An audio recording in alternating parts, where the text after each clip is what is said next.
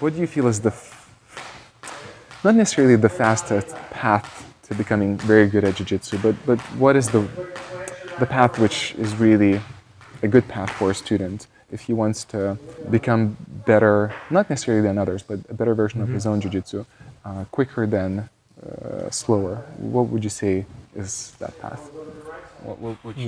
Most of it is mindset, and it's we have to learn how to define success appropriately.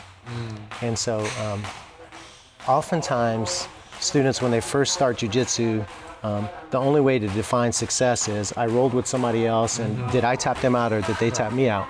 And that goes back to the thing of you have to want to learn, you have to value learning more than winning in jiu-jitsu.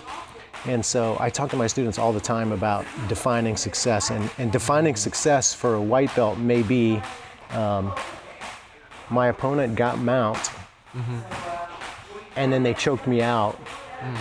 But I recognized when they got mount that I'm in mount bottom, and that might be a success, and it's a great victory. And so they can say, I know what that position is, and I know what happened to me. And so sometimes for a beginner, being able to redefine success that way and say, I learned something there. I got tapped out. And so, and we talk a lot in jiu-jitsu about leave your ego at the door, which is completely impossible to do unless you redefine success.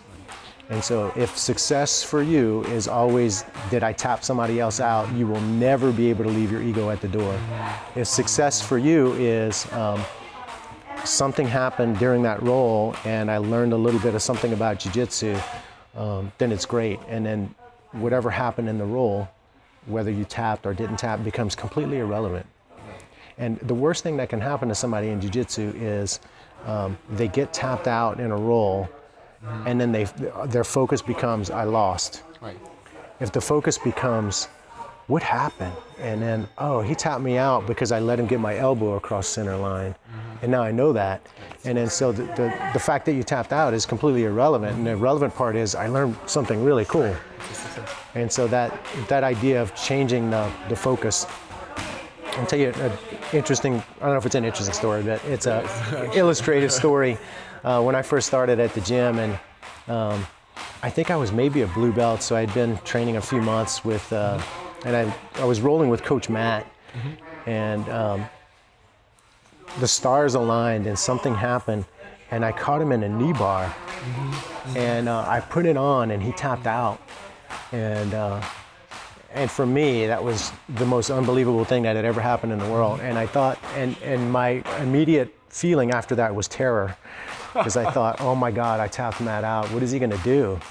And I just expected that, he was gonna touch hands and he was gonna kill me at that point, just to prove dominance, like it. Kind of balance out the scales. To balance out the scales, like, yeah, you got me, but you're really not good at jiu-jitsu.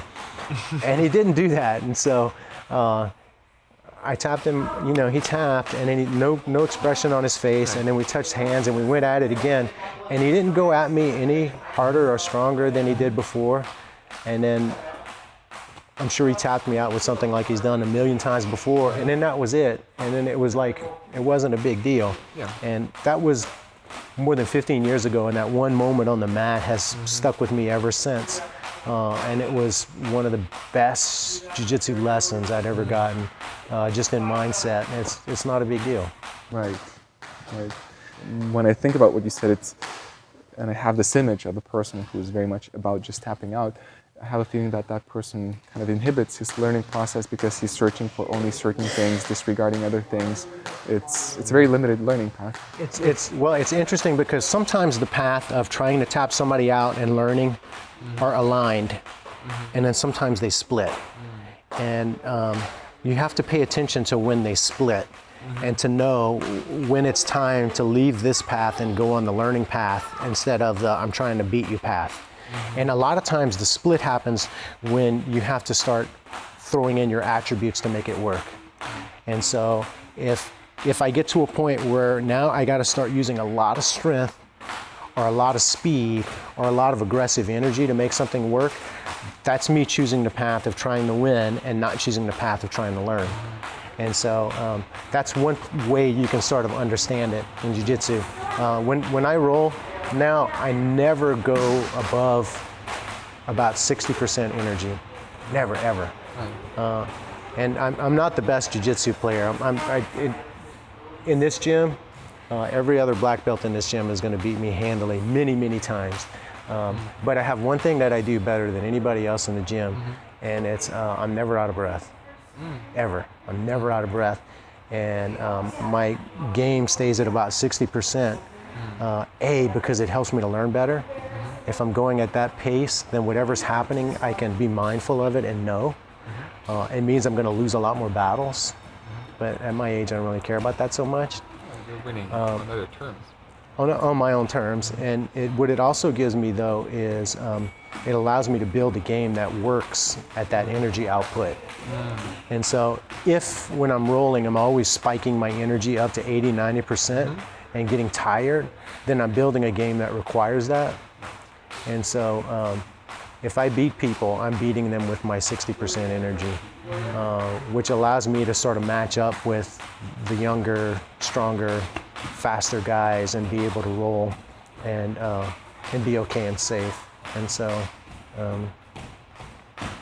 anyway, that's how it works for me. And I encourage my students to not roll above 60, 70% and keep it down, and pay attention to breathing during a roll. And so my check on whether or not I'm okay in a roll is not where I am in position.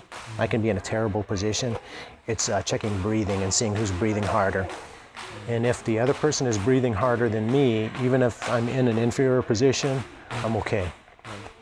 And so that's also a really good check for me. And that was really interesting because when we did the seminar with Hickson Gracie, it was, I don't know, a couple of hours, and he spent a full 1/3 of the seminar talking about breathing. And so and he taught that first. And he also teaches from most to least important. And so for Hickson, who everybody thinks is maybe the foremost expert on jiu-jitsu, he believes that breathing is the most important part of jiu-jitsu. And so it's kind of an overlooked thing sometimes in how we train and teach jiu-jitsu, I think.